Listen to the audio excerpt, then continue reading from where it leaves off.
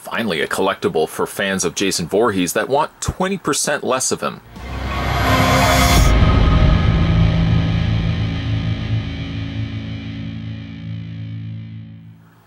Yes, because today we're going to be having a look at the new Funko Pop 8-bit Friday the 13th, figure number 23. This is Jason Voorhees.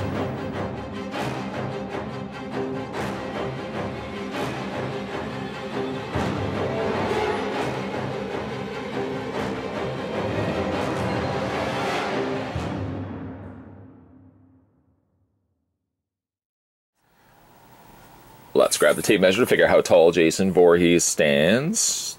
There we go, right about there. That sounds good. You're looking at about 4 inches in height. You are one that uses centimeters as your unit of measurement, then you're looking at a little over 10 centimeters in height. I have to come clean about something. This isn't a new figure, although I just recently picked it up. These ones have been around for a bit. Before you call me a fibber face claiming, hey, wait a minute, aren't you the guy that craps all over Funko Pops as being collectibles that you would never see yourself ever collecting? That is true. I'll give you that. Although I have to admit, giving these guys the treatment of the 8-bit, now you can call me interested, color me intrigued, if you will.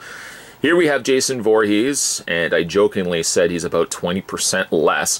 As you can see, instead of having the round makeup, he is all pixelized. 8-bit, to be exact. So all the stuff that would normally be smooth on him, for example, like the head, the arms, of course the legs, and even the hockey mask, are now almost this jagged, box-like kind of presentation. I really do think that's neat. It's a neat way to come out with new collectibles, because of course Funko is all about coming out with new collectibles, but giving it almost a slight fresh coat of paint. I, at some point, have collected both the Jason Voorhees and really a lot of the horror icons as pop vinyl figures, so I know I'm a hypocrite by saying that I don't really dig the Funko Pops, because I'm guilty for picking up the off ones here and there. But I really like these ones. There's just something about the look of them. And this particular Jason was currently released. Also has the NES Jason as well, so we're going to have a look at him. I picked him up, and I picked up a couple of Freddy's. But I do really like this one a lot.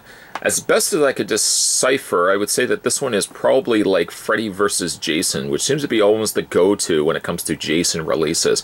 You can kind of see the dead giveaway by the green, olive-colored green jacket that he's sporting, the gray pants, and then the, the black boots, so to speak. He's even got himself a little pixelized machete. How cool is that? A little pixelized machete that he can do pixelized maimings and murderings with. The hockey mask is tried and true, except obviously very box-like. Even like the chevrons are present, but instead of being one standard shape, an angular shape, instead you've got these little notations, little notches, that it kind of gives you the look that it's angular. Even like the little side chevrons. I don't know why I find this is so cool, but on one side he's got a plus as opposed to a circle, because of course you can't use circles for 8-bit. And then on the other side, he's got almost like a little winky eye, or a slightly deformed eye. Coloring on him is actually pretty good, and surprisingly enough, he's very heavy, or at least he's heavy for being a pop vinyl figure.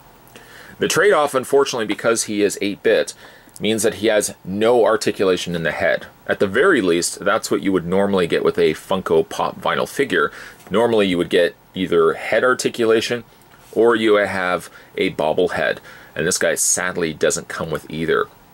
They've done a whole bunch of the 8-bit figures, and then they've actually done NES versions of these characters as well. So this color scheme gets drastically changed when we have a look at the NES version of him. He's going to be swapped out with the purples and the very bright blue in his mask. Very super excited to get that. Yes, I know I'm a bit of a hypocrite for bashing the Funko Pops as much as I do, and then ultimately we're having a look at them on this channel. But I have to admit, there's something drastically different about this particular Jason. I find adds a little bit more appeal to an otherwise unappealing line. So far, the only 8-bit figures that I've managed to pick up are Jason Voorhees, a Freddy Krueger, and then the NES versions of both of them. So expect reviews of those ones to follow on this channel in a very short amount of time. I really like these, and I think a lot of it hits two scratching points for me, one of which being I love Jason Voorhees, and second of which, I love like the old 8-bit games, like the Nintendo games of my childhood. So really hitting both of those marks gives the otherwise slightly bland Funko Pop vinyl figures a fresh coat of paint. This is taking an initial idea and thinking outside the box, so to speak. And I think it's pretty successful. I can't see myself going completely into this line. I may pick up characters here and there. I know there was also a Xenomorph, which I may be inclined to pick up. But I really dig this line. Again, it's taking something that Funko has been doing for so many years, the Funko Pop vinyl figures, and giving them a slightly different take. A different take in a very well-rewarding, very enjoyable way. Like I said, I'm going to have a look at the Freddys, and we're going to have a look at the NES Jason and NES Freddy in a couple of videos coming up, so certainly stay tuned for that. In the meantime, though, today we were having a look at the Funko Pop 8-bit Friday the 13th Jason Voorhees. If you guys haven't had a chance to hit that little subscribe button down below, what are you waiting for? There's going to be more videos coming your way. Like I said, we're going to be having a look at some more of the Pop vinyl figures, at least of the 8-bit variety, so there's something there that you can look forward to. Also, if you haven't had a chance, make sure you swing by the home page, see if there's any videos that you may have missed along the way. As always, guys, thanks for watching. I'll see you next time.